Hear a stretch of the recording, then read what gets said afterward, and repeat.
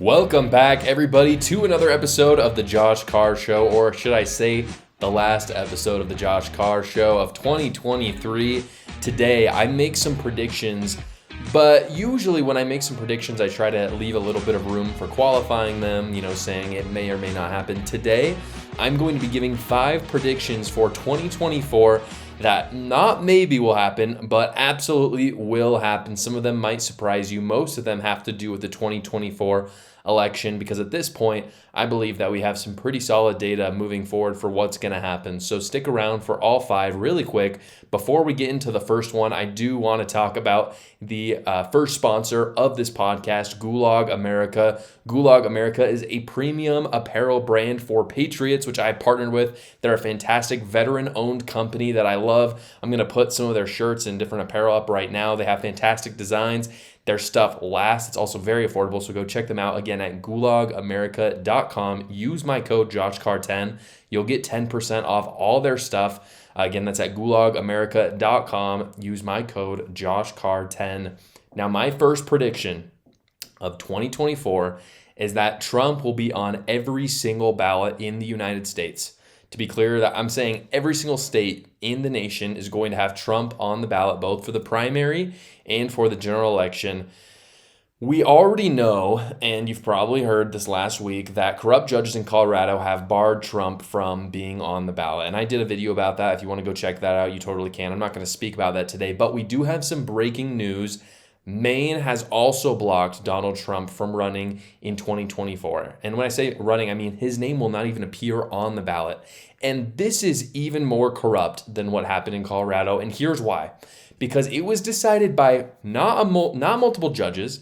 The Colorado Supreme Court is what decided to bar Trump. And I still think those judges are corrupt, and I think they made the wrong decision, okay? But at least there was multiple people, right, that came to this conclusion. In Maine, there was one person, unelected, so an appointed person, basically just a random person. I mean, it was literally one person in Maine that made the decision that Donald Trump will be barred from the ballot. And that person was Shanna Bowles. I hope I said her name. Maybe Shanna or Shanna Bowles. Bellows, the Secretary of State in Maine.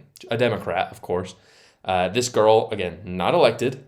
She basically just decided that he committed insurrection. Again, he hasn't been convicted of insurrection, a detail that the Colorado Supreme Court conveniently left out. He has been charged of it. Even if, though, he was convicted of it, there is a ton of debate, whether you're a liberal or a conservative, whether or not the 14th Amendment even applies to the presidency. And so for this random Secretary of State of this tiny state to come out and be like, yes, he definitely committed insurrection, and by the way, no one in my state gets the chance to vote for or against him, is pretty much the most undemocratic thing that you could possibly do. And it's really fascinating because all you've heard from Democrats for all of 2023 and 2022, I mean, the whole message of the 2022 election was Republicans are an enemy to democracy. They will take away our republic. And I find that really ironic because any light study of history, modern or ancient, shows that when you have a totalitarian dictator, the first thing that they try to do is take out the opposition. And in ancient times, what that usually looked like, and really not even that ancient, but just a few hundred years ago plus, what that looked like was just murdering your opposition. And that still happens today. But more recently, in a lot of countries that kind of act like they're democracies, like Russia or Mexico, what you have is instead of having to kill them, they just simply don't let them run. That happened with it happened in Mexico, it happens with Putin, things like this have happened in Rwanda and Cambodia. And it's crazy that the Democrats are selling this message of Republicans are anti-democracy, but at the same time, we're going to take our opposition and literally not let them run. That is such a crazy overstep of democracy. And so with that, even though all of this has happened, and even though I think it is a threat to democracy, and I think that it is a threat to our republic, fortunately, my first prediction going into the new year in 2024, and I think one that will play out in literally just a few weeks, is that the Supreme Court of the United States will overturn this decision both in Colorado and in Maine and any other state that wants to follow their example. So I predict at least 8 out of the 9 justices on the Supreme Court will rule in Trump's favor, potentially not Ketanji Brown Jackson, because she's practically just a an activist at this point. But I even think she would have a hard time, coming out against Trump, but maybe I'm wrong. But in any case, 8 out of 9, I predict judges in the Supreme Court will come out in Trump's favor, and that the totalitarian techniques that Democrats are using will be checked. And so that's a very positive prediction of 2024. Moving on to the second prediction of 2024, I believe that both Trump and Biden will be their party's nominations. Let's talk about Trump really quick first. I've said it before. If you guys are new to the channel, I've said it before and I'll say it again. I'm not a big Trump fan. And if you're wondering why he's done all these amazing things, it's very simple for me. I'm a conservative first. I don't believe that Donald Trump is that conservative. He's not as pro-life as I would like him to be. He hasn't had a great track record of cutting the bureaucracy. COVID is a great example of that. He doesn't have a great track record with debt either. So for those reasons, Trump's not my top choice. Now, does that mean Trump is the worst person in the world? No. Does it mean I'm not going to vote for him when he's the Republican primary winner? No, I'm still going to vote for him.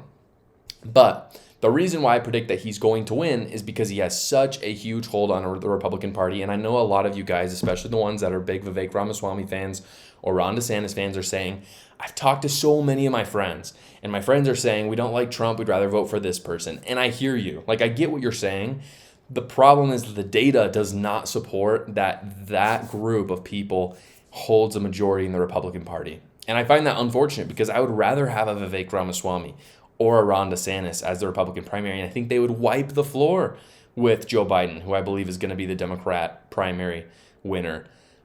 As of now, it's pretty clear that at least 60% of Republicans are pretty bought into Donald Trump, and I think that maybe if Nikki Haley or Ron DeSantis could have beat him if they had a better campaign, but they were weak sauce at the beginning of the campaign. Let's just call it what it is. And for that reason, Donald Trump is going to win the nomination, whether you like it or not. I'm not saying I want that to happen. I'm just saying I think that's going to happen. Now, moving on to Joe Biden. This is a prediction that I made long ago, and it's something that I totally disagreed with my fellow conservative political commentators on. Everybody's been saying for the longest time, Michelle Obama or Newsom is going to come last minute and step in, basically, for Joe Biden. And I have always adamantly said that that's not going to happen. It's not going to happen. And the reason why is because they might be grooming them for the future, but as crazy as it sounds, Biden is their best candidate to run against Trump. One of the greatest examples of that is 2020 and 2022. Democrats literally destroyed Republicans. No one can deny that. So if you look at those two things, if I'm a Democrat, I think to myself, well, Joe Biden's an awful president, but somehow we still keep winning. So the solution is not eating yourself alive. One of the things that Democrats have that Republicans don't have is unity. They've got unity going for them. And in my opinion, I just think that shows even more that Democrats are a cult because they literally don't disagree on hardly anything. Republicans, they disagree, but I actually think that's a good thing because I think that shows that they're not all bought by the same establishment. Democrats totally are. And so essentially what's happening is the one good thing that they have for them is that they look very unified. And if they start eating themselves alive by trying to silently take Joe Biden out, the voters are going to notice that. The voters are not just going to be like, oh, yeah, Joe Biden's just peacefully stepping down and Gavin Newsom is running for president. No, people are going to see that there's turmoil in the Democrat Party. And as crazy as it sounds, there are some Joe Biden apologists out there. There's some really loyal Joe Biden fans, and they're going to be really pissed off if he drops out of the race, and it's just not going to happen. If it were going to happen, it would have happened 3 months ago. The fact that we're going into the new year right now, I guarantee it's not happening. They've already planned the general debates, so we know Joe Biden is going to debate as well, and Democrats at this point are just praying that he can get to the end. Now, the third, again, this is kind of going along the same train. My third prediction for 2024 is that Donald Trump will win the presidency for the second time. And this is not something I would have said a year ago, I have to say. The polling right now is strong for Trump. It's going to change. Democrats are going to fight back. Republicans get complacent a lot of the times. But I still believe it's going to be incredibly tight, by the way. But I think Ronna McDaniel, if you don't know who Ronna McDaniel is, she is the chairwoman of the Republican Party. By the way, I do not like Ronna McDaniel. She is an awful job. She took the position of chairwoman in 2017, which obviously was one of the greatest Republican victories of this century. She took that position after that victory, and then we've proceeded to lose in 2018, 2020, 2022, 2023. So she's awful, but she knows she's awful, and she knows that if she fails in 2024, she's out. So she has an incredible incentive to do a good job. I don't think that she's going to do a good job, as we'll talk about in a second, in some of the House races, but I do think that she's going to help Donald Trump win as much as possible because it's her only shot at keeping her job and staying relevant in politics. And so I just think the incentives are aligned there. And I think that along that same train, I believe Trump's campaign is going to improve from 2020 and focus really hard on those swing states.